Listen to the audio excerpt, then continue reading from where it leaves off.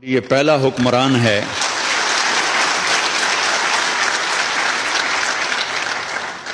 حکمران ہے جس نے مدینے کی فلاحی ریاست کا تصور پیش کیا، تو میں ان کو سلام پیش کرتا ہوں۔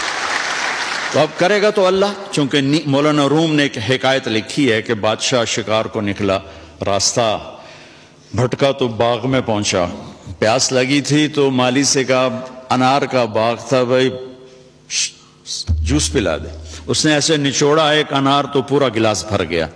تو بادشاہ کے دل میں آیا کہ اس پر تو ٹیکس لگنا چاہیے، یہ ٹیکس فری کیوں ہے؟ تو اس نے کہا ایک اور پلا۔ اس نے دوسرا نچوڑا تو گلاس آدھا ہوا۔ تو بادشاہ نے کہا پہلے بھر گیا اب آدھا۔ کہنے لگا جی لگتا ہے بادشاہ دی نیت خراب ہو گئی ہے۔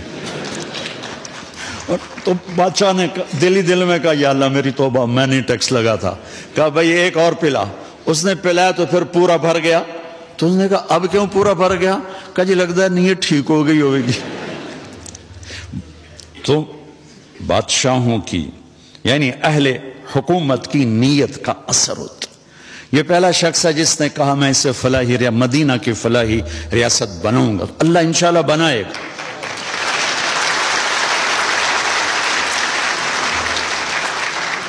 ہم یہ کیوں کہیں کہ نہیں ہو سکتا؟ کیوں نہیں ہو سکتا؟ انما امرہ اذا اراد شیئا ان یقول له کن فیکون فسبحان الذی بیدہ ملکوت کل شیء والیہ ترجعون۔ جب کرنا اللہ نے ہے تو طارق جمیل کیا اور عمران خان کیا؟ نیت ہماری دیکھے گا، ہمارا جذبہ دیکھے گا۔ بسم اللہ الرحمن الرحیم۔ السلام علیکم ورحمۃ اللہ وبرکاتہ۔ میں اعظم درد، آپ میرا یوٹیوب چینل دیکھ رہے ہیں، سن رہے ہیں اعظم درد آفیشیل۔ اللہ پاک آپ کو سلامت رکھے، ہنستا بستا پھولوں کی طرح مہکتا ہوا رکھے، نماز 5 وقت ادا کیا کریں، والدین کی خدمت کرتے رہا کریں، ہمسایوں کا رکھے خاص خیال، ہمیشہ ہمیشہ حق اور سچ کی آواز کو بلند کرتے رہا کریں۔ جہاں دیکھیں کسی کے ساتھ ظلم زیادتی، وہیں پر اپنے ہونے کا ثبوت دیجیے۔ مولانا طارق جمیل کا بیان آپ نے سنا، ہائے ہائے ہائے۔ مرشد عمران خان کو سلام پیش کرتے ہیں، مرشد عمران خان کی عظمت کو سلام پیش کرتے ہیں۔ کیا وجہ ہے کہ مولانا طارق جمیل نے کیوں سلام پیش کیا؟ آپ اندازہ لگائیں۔ اور جناب میں قربان جاؤں صدقے جاؤں، جناب عزت مآب مولانا روم لکھتے ہیں، آپ نے بڑے غور سے سننا ہے۔ مولانا روم لکھتے ہیں کہ تم جس چیز کی تلاش میں ہو وہ بھی تمہاری تلاش میں ہے۔ ہائے ہائے ہائے، قربان جاؤں۔ دوبارہ میں آپ کو سناتا ہوں جناب۔ مولانا روم لکھتے ہیں کہ تم جس چیز کی تلاش میں ہو وہ چیز تمہاری تلاش میں ہے۔ تو آپ اندازہ لگائیں مرشد عمران خان کا ویژن کیا ہے۔ مرشد عمران خان اس وقت کیا سوچ رہے ہیں؟ آپ کیا کرتے ہیں، اس کو کیا کہتے ہیں؟ بہرحال جناب جو بھی کہتے ہیں، آپ اندازہ لگائیں مرشد عمران خان جو سوچ رہا ہے تقدیر بھی وہی سوچ رہی ہے۔ یعنی کہ عوام کیا سوچ رہی ہے؟ مرشد آئے گا اور مدینہ کی ریاست بنے گی انشاءاللہ۔ آگے چلتے ہیں جناب۔ میرے پیارے مولانا روم کیا لکھتے ہیں کہ زخم وہ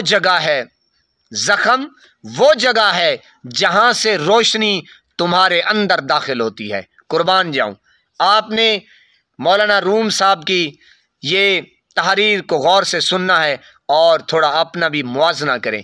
کبھی کبھار آپ کو اور مجھے زخم گہرے کوئی اپنا پرایا دے جاتا ہے، ہائے ہائے ہائے، جو اس زخم سے درد نکلتا ہے، غم نکلتا ہے، دکھ نکلتا ہے، تو سیدھا اللہ کے عرش کو چیرتا ہوا اللہ پاک کی ربوبیت میں داخل ہو جاتا ہے۔ قربان جاؤں۔